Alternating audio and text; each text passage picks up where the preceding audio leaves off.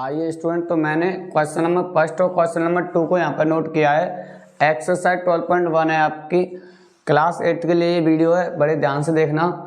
अब देखो, मैंने जो आपको अभी रूल्स और प्रॉपर्टी बताई थी उसके अकॉर्डिंग काम करेंगे। बहुत ही सिंपल क्वेश्चन है, आप ध्यान से देखना। एवेल्यूएट करना है ना, देखो 3 की पावर -2 है, तो आपको क्या करना है, पहले तो आपको पावर को करना होता है हमेशा पॉजिटिव।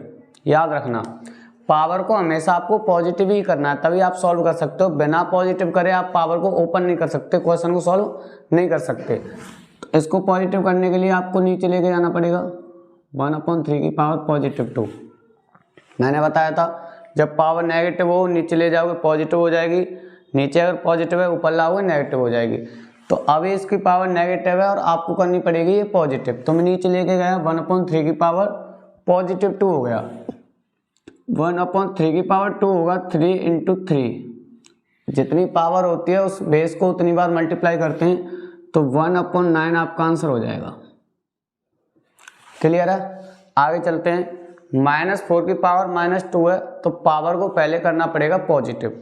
पॉजिटिव कैसे होगी, जब आप इसको नीचे लेके जाओगे तो -4 की पावर +2 हो जाएगी नीचे ले जाने पर। अब -4 की पावर 2, तो -4 × -4 तो हो जाएगा +16। पावर अगर इवन होती है तो आंसर पॉजिटिव ही आता है, पावर अगर ऑड होती है तो आंसर नेगेटिव आता है। अगर आपको ये चीज़ें समझ में नहीं आ रही तो आप ऐसे समझें, 1/4 की पावर 2 तो -4 × -4। अगर पावर 2 है तो 2 बार मल्टीप्लाई करोगे, मल्टीप्लाई में माइनस माइनस प्लस हो जाता है, तो 1/4 4 जा 16, ये आपका आंसर हो जाएगा। बहुत ही सिंपल क्वेश्चन है, बस आपको थोड़ा सा ध्यान में रखना है प्रॉपर्टी को, और इतना याद रखना है कि जब भी पावर नेगेटिव हो उसको करना है आपको पहले पॉजिटिव। 1/2 की पावर -5, तो अब पहले आप इसको पॉजिटिव करोगे। पॉजिटिव करने का तरीका क्या है, आप रेसिप्रोकल कर दो। 1/2 को 2/1 करोगे तो पावर पॉजिटिव हो जाएगी, ऐसे याद रख सकते हो आप। तो ये हो जाएगा 2/1 की पावर +5। अब क्या होगा, 2 की पावर 5 और 1 की पावर भी 5 है, तो 1 की पावर 5 तो 1 ही रहेगा, कोई फर्क नहीं पड़ेगा। लेकिन 2 की पावर 5 को जब आप सॉल्व करने बैठोगे तो 2 का मल्टीप्लाई होगा 5 टाइम्स। जितनी पावर होती है उतनी बार ही मल्टीप्लाई करते हैं, तो 2 की पावर 5 का मतलब हो गया 2 × 2 = 4, 2 × 8, 2 × 16, 2 × 32। तो ये आपका आंसर है। बहुत ही सिंपल क्वेश्चन है, बस आपको बड़े ध्यान से देखना है।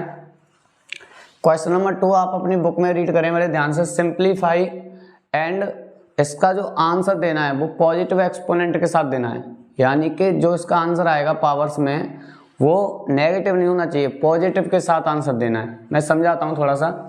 देखो इस क्वेश्चन को करते हैं पहले। -4 की पावर 5 डिवाइडेड -4 की पावर 8। अब ध्यान करो, इसके बेस इक्वल है, बेस सेम है, और ये क्या हो रहा है, डिवाइड में जब बेस सेम होते हैं तो पावर माइनस हो जाती हैं, तो पावर्स को माइनस करना पड़ेगा। लेकिन -4 की पावर 5 - 8 यही तो होगा भाई। जब बेस सेम होते हैं तो डिवाइड में पावर माइनस हो जाती हैं। पहले हमने यही तो सीखा था, यही तो मैंने आपको बताया था। प्रॉपर्टी के अकॉर्डिंग चलते हैं, तो -4 की पावर 5 - 8 करोगे तो आएगा -3, सही है। लेकिन पावर आ रही है नेगेटिव, आपको पावर को करना है पॉजिटिव। पॉजिटिव करोगे तो 1/-4 की पावर +3। क्लियर है? और देखिए इसका जो आंसर है अभी आगे और सॉल्व हो सकता है, लेकिन आपको नहीं करना है। क्वेश्चन ने बोला है आपको पावर नोटेशन में आंसर देना है, यानी जो आंसर आएगा वो पावर के व्याप पर देना है, पावर में ही आंसर आना चाहिए आपका। अभी आप इसको आगे सॉल्व कर सकते हो। 1/-4 की पावर 3 है, तो 3 बार मल्टीप्लाई करोगे तो 1/-64 जो भी है आ जाएगा, लेकिन आपको यही छोड़ना है, यही आपका आंसर है। ठीक है, बहुत सिंपल है। लेकिन पावर को हमेशा पॉजिटिव करना है, और पावर पॉजिटिव करने का तरीका क्या है, नंबर को रेसिप्रोकल कर दो। जैसे 2/3 है तो 3/2 कर दो, पावर अपने आप पॉजिटिव हो जाएगी। ठीक है, 2 को देखते हैं, बड़े ध्यान से देखना। 1/2 की पावर 3 की पावर 2, तो 1 की पावर 2 तो 1 ही रहेगी। देखो 2 की पावर 3 की पावर 2। ये कौन सा केस हो गया, ध्यान से याद करें कि बेस के ऊपर पावर और पावर के ऊपर पावर, पावर के ऊपर पावर, तो पावर्स का हो जाता है मल्टीप्लाई। तो 2 की पावर 3 इंटू 2, तो 1/2 की पावर 6, यही आपका आंसर है। अगर यहाँ नेगेटिव होता तो इसे हम ऊपर ले जाते पॉजिटिव करने के लिए, लेकिन पहले से पॉजिटिव है तो कोई दिक्कत नहीं है। अब देखो थर्ड वाले को देखते हैं, -3 की पावर 4, 5/3 की पावर 4। अब याद करो अपनी प्रॉपर्टी को कि यहाँ जो पावर है वो सेम है और बेस अलग अलग है और मल्टीप्लाई हो रहा है। जब पावर सेम होते हैं तो मल्टीप्लाई में बेस का मल्टीप्लाई हो जाता है। पावर सेम होती है, मैंने लिखा था लास्ट में जाके, जब पावर सेम होती हैं तो बेस का मल्टीप्लाई हो जाता है। अब आपको प्रॉपर्टी को बड़े याद में रखना है, 5 प्रॉपर्टी हैं, उनको याद कर लो अच्छे से, क्या होता है कैसे होता है, बहुत ही सिंपल क्वेश्चन आपको लगेंगे।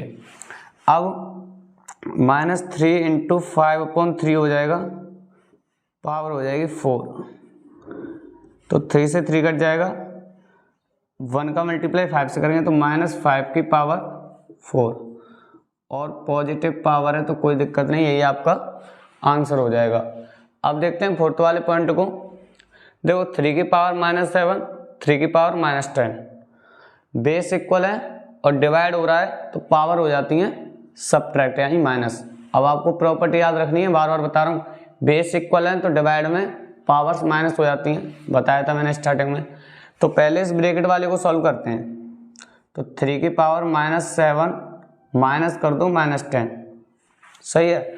बेस रख दिया, -7 में से माइनस ये साइन जो आया है वो सब्ट्रैक्ट करने के लिए आया है, जो कि प्रॉपर्टी है हमारी, और ये -10 पहले से ही है, ये हो गया इंटू 3 की पावर -5। अब देखो ध्यान से, -7 माइनस माइनस प्लस हो जाएगा, 3 की पावर -7 प्लस 10 इंटू 3 की पावर -5 है ही, -7 प्लस का 10 क्या हो जाएगा, प्लस का 3, 3 की पावर 3 इंटू 3 की पावर -5। आपको दिखाई दे रहा है नहीं, मैं देख लेता हूँ पहले, ठीक है। अभी तो विजुलाइज हो रहा है, दिखाई दे रहा है, मैं थोड़ा यहाँ कर लेता हूँ। अब देखो 3 और 3 दोनों बेस इक्वल है तो पावर क्या हो जाती है प्लस, अगर बेस इक्वल है तो पावर्स को जोड़ दो यानी 3 प्लस -5। अगर बेस इक्वल हैं तो पावर्स को कर रहा हूँ मैं ऐड, यानी 3 और -5 को ऐड कर दिया मैंने, तो 3 की पावर 3 प्लस माइनस क्या हो जाता है माइनस, तो 3 की पावर -2, सही है। लेकिन पावर नेगेटिव आ रही है और हमें करनी होती है पॉजिटिव अकॉर्डिंग टू क्वेश्चन, तो 3 की पावर 2 पॉजिटिव करेंगे तो 1/3 की पावर 2 हो जाएगी और ये आपका आंसर हो जाएगा। इसमें एक और पॉइंट रह गया है फिफ्थ वाला, वो आप अपने आप करके देखोगे, मैंने 4 करा दिए हैं, इन चारों को दोबारा अपने आप करके देखना, पहले प्रॉपर्टी को याद करना, फिर इन क्वेश्चंस को करना, फिर 5वां पॉइंट अपने आप करना। आगे वाले क्वेश्चन पे चलते हैं।